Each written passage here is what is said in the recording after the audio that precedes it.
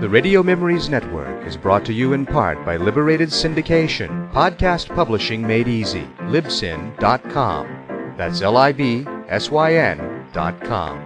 Welcome to the Old Time Radio Network Detective Stories, continuing America's love affair with private eyes.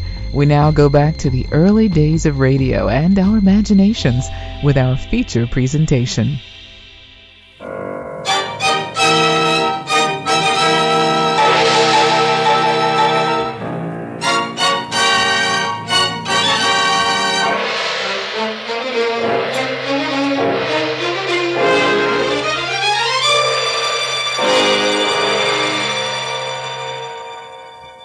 Presenting Orson Welles as the Third Man.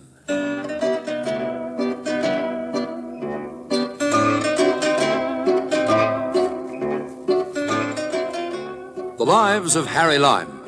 The fabulous stories of the immortal character, originally created in the motion picture The Third Man, with zither music by Anton Karas.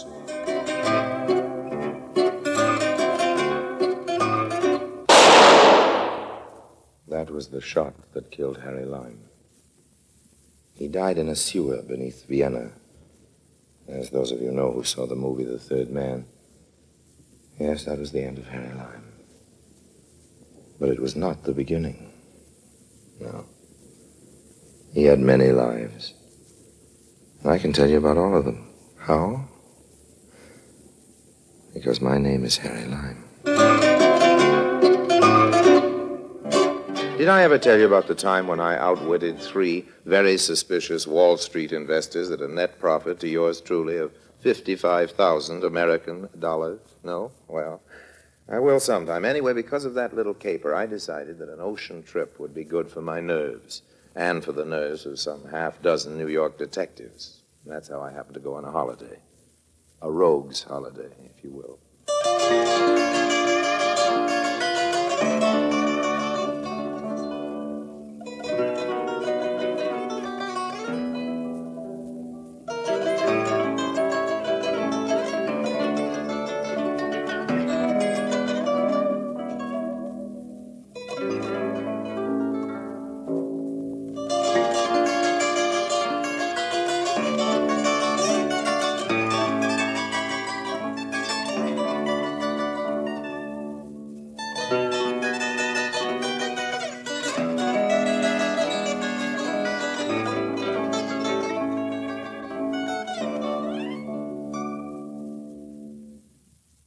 And now, Orson Welles as Harry Lime, the third man in Rogue's Holiday.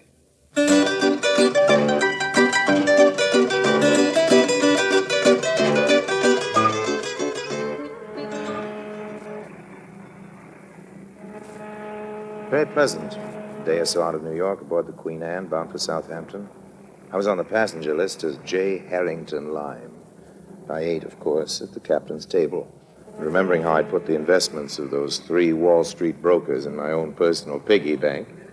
Whenever I was asked, "And what business are you in, Mr. Lime?" I would smile to myself and answer, "I'm an investment broker, Lady Barbara. It is the Lady Barbara Folliot, isn't it?" "Yes, of course." I thought we'd met. Aren't you also sitting at the captain's table? "Yes, that's right." And I seem to remember that there's an empty chair at the table next to yours. You're not traveling alone. It's of no importance. You are on a holiday, Mr. Lime? A holiday? Well, after a manner of speaking, yes. I don't understand. I'm so interested in my work, Lady Barbara, that I'm seldom able to keep from mixing pleasure and business. Oh, you seem so young to be engaged in so complex a business. Investment banker. I always thought all bankers were portly men in their 50s. Well, every banker must be able to inspire confidence in his clients, Lady Barbara. The incompetent banker relies on his appearance and his maturity. And you? I rely on my record of success, ma'am.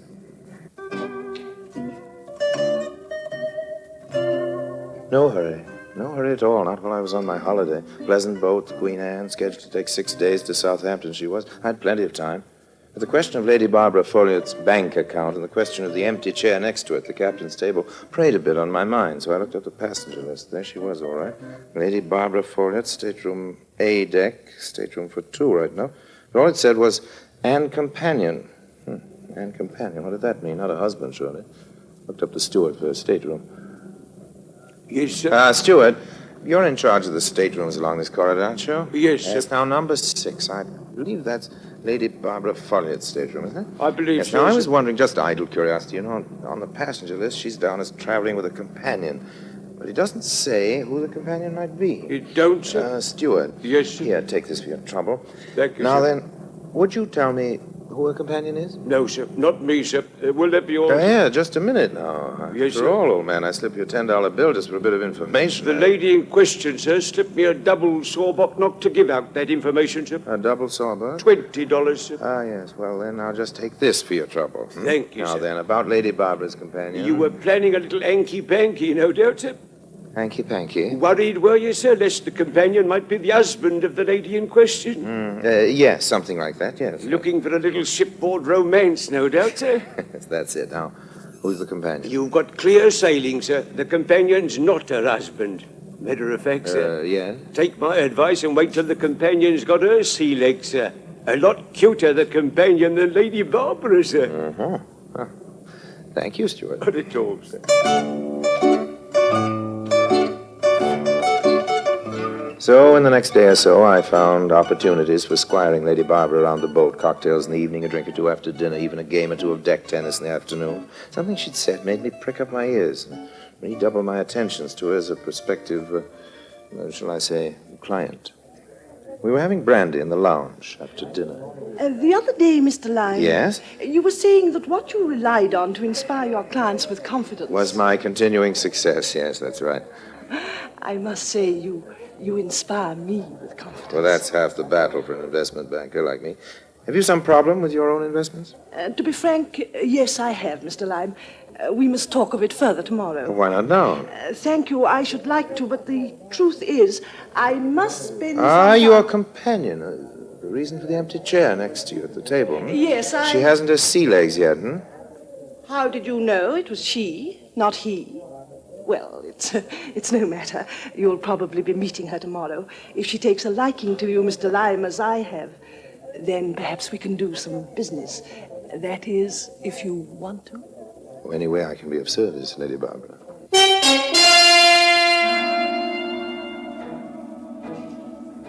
Next morning, I ran into their steward, and he told me that both ladies were out promenading. With some caution, I went looking for them. True, I was on holiday, but still, if I could turn my hand to a piece of business. Besides, I was curious about this mysterious companion whose name was not even carried on the passenger list. Turning a corner on the promenade deck, I nearly bumped into them. Quickly, I ducked back behind a bulkhead as they passed. Courage faire. C'était drôle, hein? Twee rigolo, ma princesse. Ma princesse. So, her companion was a princess. For the rest, I'd seen that she wore a veil close over her hair and face, but no veil could conceal that beauty. And I'd seen something else that interested me, too. A string of pearls, matched pearls. I maneuvered into position for the next round on the promenade. Lady Barbara.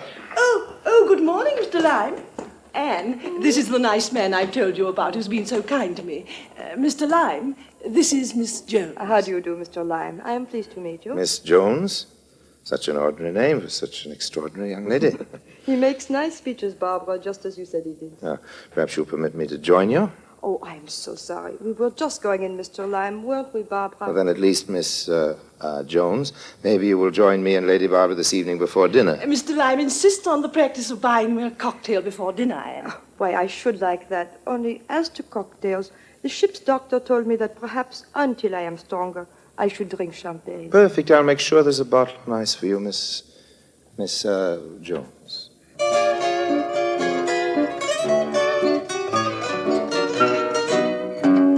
Miss Jones, eh? I was sure that while that name Jones was a phony, the pearls weren't. This was promising to become one of the more profitable holidays I'd spent.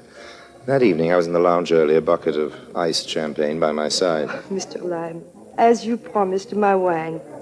It's vintage, Miss Jones. I think it should be adequate.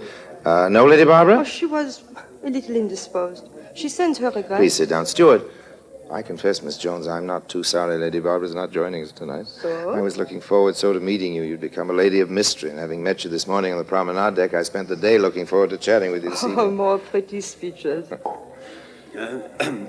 All right, sir? Yes, fine. Now, fine, thank you. If the wine meets with Miss Jones' approval. Miss Jones knows little of wines, Mr. Lyme. She is content to leave such matters to you. You have won Lady Barbara's confidence, and that means that you have won mine, too. Then a toast to your improved health, Miss Jones. Now, why do you always pause, as if you do not remember my name? Oh, my apologies. Very rude of me. I'm awfully sorry. I accept your... Oh! What is it? Oh, my string of necklace. It broke. Oh, my pearls. Oh, they're all... here, look out. Just hold still. You know how many of them there were? Now, don't move. Yes, there were 64. Just so we can make sure none of them have rolled under the... Here. Yeah, here's another. Oh, such a stupid thing. No, I really must apologize. Please. Here's another. Steward. No, it is all right. I think that's all of them. Let me see. Quickly, that's 5, 10, 15. Yes, sir. Just hang on a second, will you? The lady's string of pearls broke. It may be that one or two are still missing First somewhere. time I have don't never know. done such a bêtise, such a foolish thing. 55 and 5 is 60, and 1, 2, 3, 4. Yes, that is the whole lot of them. Thank you, Stuart. Lucky thing, ma'am. Oh, Mr. Lyme, do me a great favor. Anything at all. I say you're sure they're all here. Oh, yes, sure. Take them, will you? You have an envelope, perhaps, or a safe pocket? Take them for me to the little jewelry shop. You know the one right on the step. Oh, sure. I know the shop, but... Maybe it's still open. You can have the man restring them properly on a Pleasure. strong new string. Or would you do that? Well, I'm not sure I like the idea, really, of wandering around the ship with a handful of loose pearls. These look like the real thing. Oh, no. They will be perfectly safe. Now, won't you? For me, such a little favor. If the shop should still be open, please?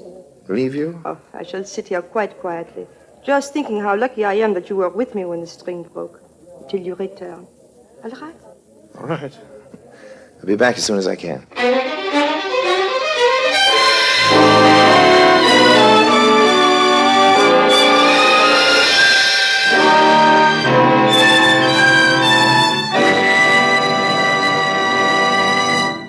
Orson Welles returns in just a moment as the third man.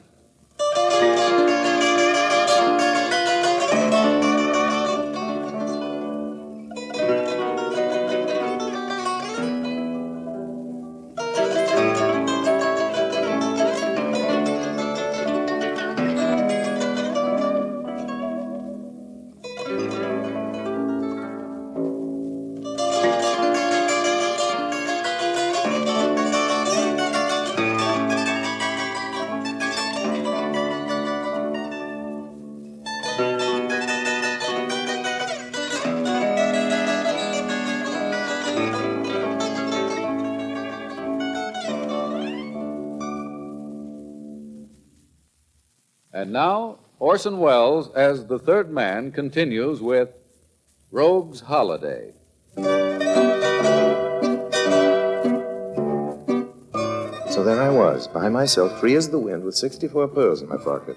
Even one of them, one of the bigger ones, be worth, well, 5,000 pounds, something like that. Nice sum. In my stateroom, I had some loose pearls, paste. I could have made the switch easily enough, had plenty of time. And a stupid thief might have done just that. But not Harry Lyme. Oh, no. I'd play it smart. I'd wait till later. Went straight to the ship's jeweler. String broker? If you could do a quick but good repair job, old man, I'd be most grateful. Oh, it's easy enough. Just take a moment. Just roll them out here. Good ones, aren't they? Well, they look it, don't they? Yes. To an expert's eye, they're very handsome indeed. How much would you estimate that string to be worth, old man? If you were to just walk into this shop and ask to buy them, do you mean? Yeah. Or if you wanted me to find you another 64 like them? No, just walk in and buy them. 50,000 pounds? Oh, I'd say this string closer to 150,000, sir. Well, I was a pretty rich man there for a few minutes. There you are, sir. Yes. That string shouldn't break very quickly. Thank you very much. What do I owe you? Oh, forget it, sir. It's a privilege to be handling those pearls, even if only for a moment. It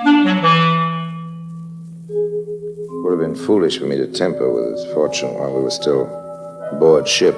2 days we'd been in Southampton, at which there'd be still plenty of time. The important thing was to get this lovely girl's confidence, which I most certainly did. And the second thing was to pry under her incognito. Who was she? Which princess of the blood was anxious to conceal her identity under the plebeian name of Jones, and why?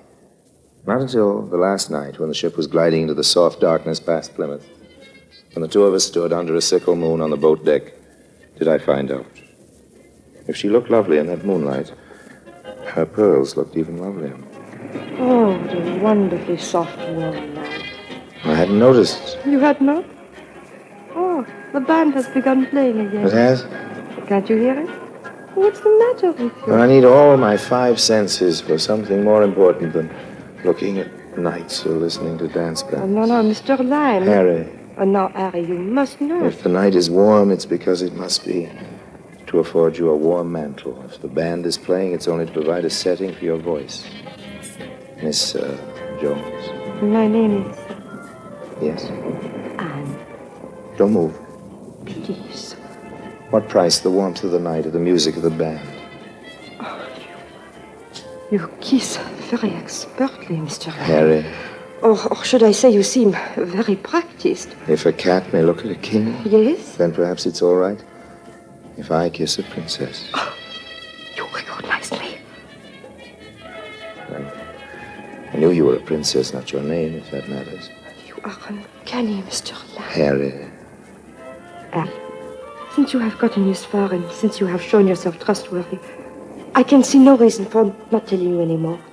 I am Anne de Bourbon, Princess of Helvigstein. At your service, ma'am. You have heard of our principality? It is in eastern Germany, beyond the Iron Curtain. I should say it was. It is no more. It's all gone except... Except what? I'm not sure.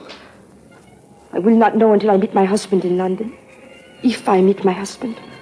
If? Well, there's some doubt. I have said too much already, Mr. Lime. It is too bad. It has been a pleasant evening. I was almost able to forget for a moment. Good night.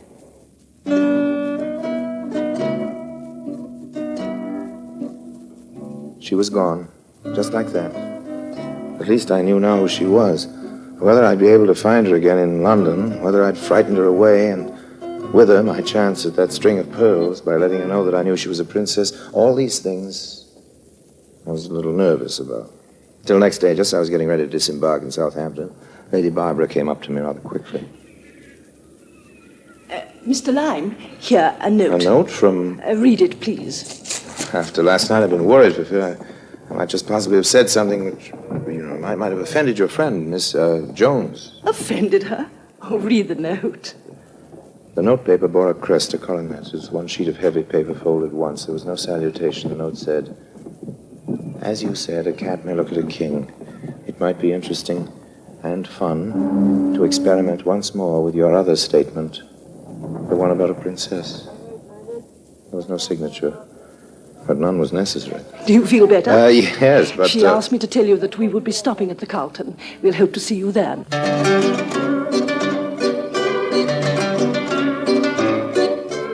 So she had arranged that we should meet again after all.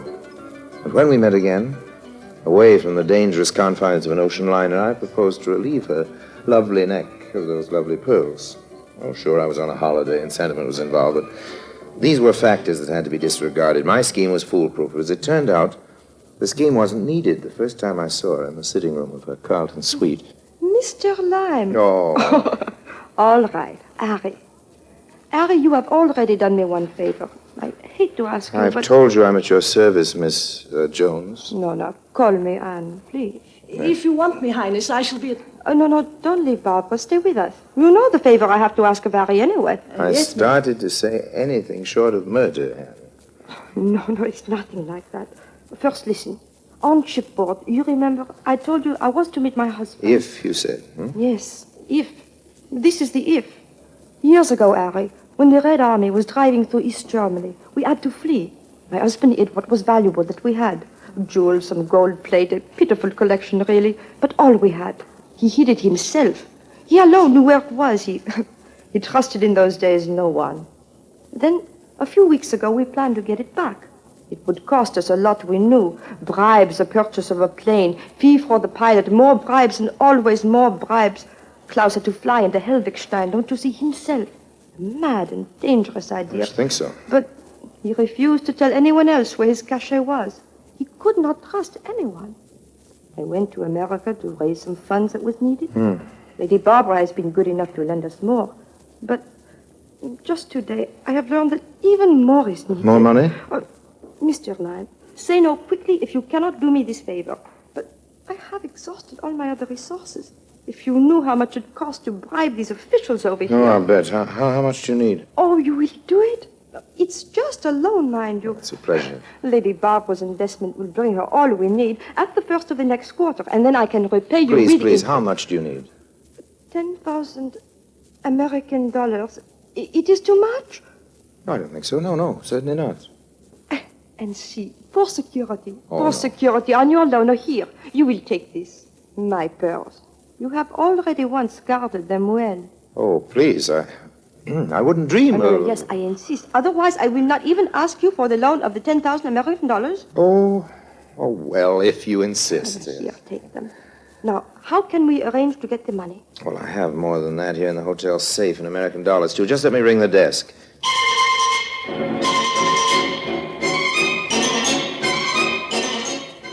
A trip downstairs in the lift, elevator to you, back up again to my room and over to hers. I handed her 10 bills. She handed me the pearls. We smiled, shook hands on the deal, and I walked out of her room with a fortune in my pocket.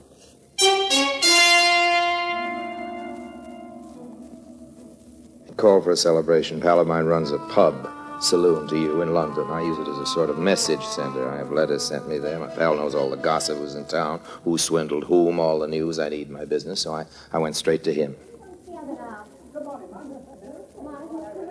Harry, I haven't seen you for months. Afternoon, Barney. Give me a whiskey and soda, double whiskey and soda. None of your bar whiskey. There's something good. One for yourself. I'm celebrating. So am I, man. So am I. I'm celebrating your return. Well, good. How long you been in England? Just a little while. Too hot for you in the States, was Look, it? can we have a drink somewhere in private? Yeah, sure. Why not? Follow me. Got onto something good, have you? I'll be leaving London pretty quick, Barney. I have to go to Europe, France, I guess maybe Italy. Well, you've only just got here. I pulled a quick one. They may be looking for me in London sooner than I like to think. Uh-huh. What for? Unless it's something you think I should know about. Look, Barney. Well, now, aren't they beauties? Real thing, aren't they? I had them priced by a jeweler who said he'd ask £150,000 for them. Oh, that should keep you in cigarettes for a week or two. Not bad. Not bad at all. Not half bad. Not, in fact, a quarter bad. Let me have a look. Do you mind? Look 'em over all you want, Barney. I'll fence 'em in Paris somewhere. This is your last look, old man. Uh-huh.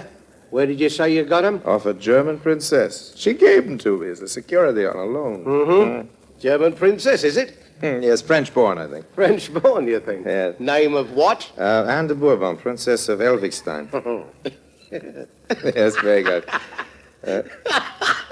What's so funny? What's so very funny? Anne de Bourbon. Princess de Elwingstein. All right, old man, all right. Better let me in on the joke. I thought these pearls looked funny, although you said they weren't gem. You're crazy. Well, Barney, I had them priced myself. Maybe you had some pearls priced, but not these, my boy. You've been had. The oldest trick in the world. Pulled on you, Harry Lime. Now, you're lying. Now, don't try to pull your tricks on me, Barney. A joke's a joke, but... Oh, I don't have to. It's been pulled already. Harry, me bucko, I know who Andy Bourbon is. I know who the Princess von Elwigstein is, too. She's a slick little article. Oh, no. But she ain't German. She's not French-born, and I don't think you'll ever find any Elwigstein on no map. She's Doris Jones. Oh. That's who she is. And she was born right here in Clapham. That's where she was born. And she took you and shook you for, how much? I gave her 10,000 American dollars. I don't believe you. I'll die. The oldest gang in the world and pulled on none other than Harry Lime himself. I'll die. Room 316, please. Harry, when this news gets around, boy. That's right. I'm calling Miss Jones. No, never mind. Oh. Well, do I win me bet? And did you lose your 10,000 American dollars? Yes. All I've got are these pearls. Oh, better than nothing, Gary. It's a good imitation. Must be worth £50. £50? Well, I'm on my holiday. I come out ahead after all. What? Well, what about your 10,000 American dollars? Your slick little article from Clapham tries to pass that 10,000, Barney. They're counterfeit. That'll teach Miss Jones to try anything fast with Harry Lime.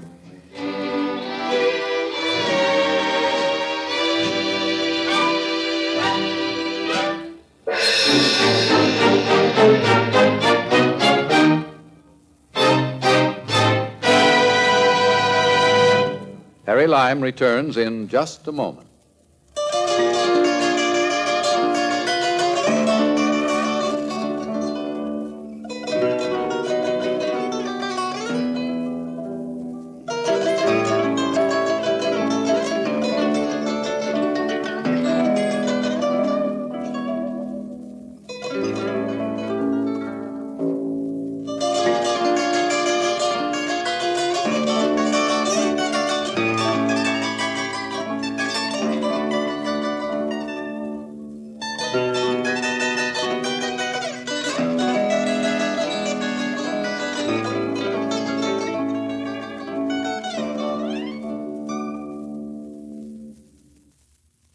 And now, Harry Lime.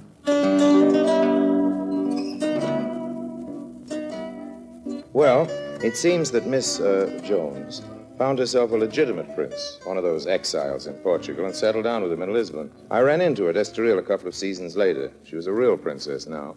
But it seems His Highness isn't as young as he was and probably never was, so the princess is very democratic. She asked me to their place for dinner, said she thought I'd be interested in some of the interior decorations. I was.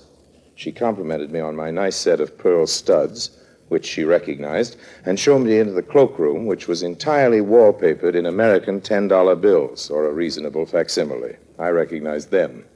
No hard feelings, you understand. It's a pleasant little caper, and I always enjoy moving about amongst the upper classes. It's so educational. Well, goodbye for now. Don't take any lead nickels. And remember, if you can't manage to resist temptation, be sure you get it appraised.